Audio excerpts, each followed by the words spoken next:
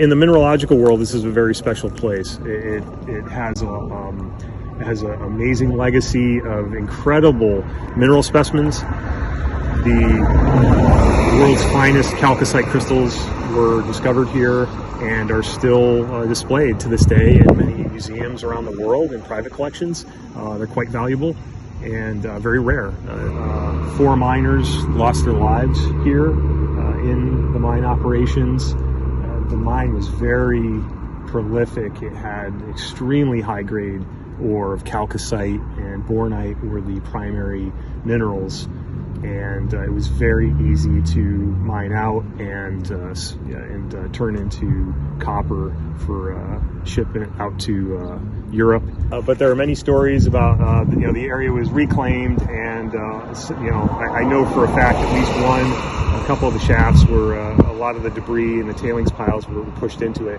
This is all flattened out years ago. There are old photographs from many years ago that show these large tailings piles here from rock that was pulled out of the ground.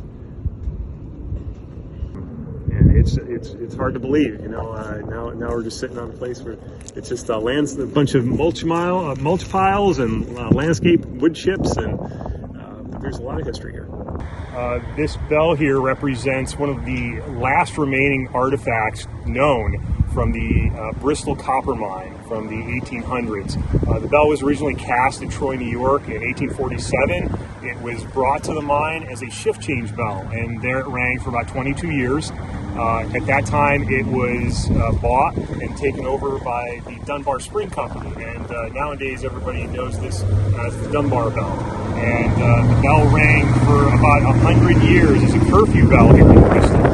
And then in 1970, it was donated to the fire department.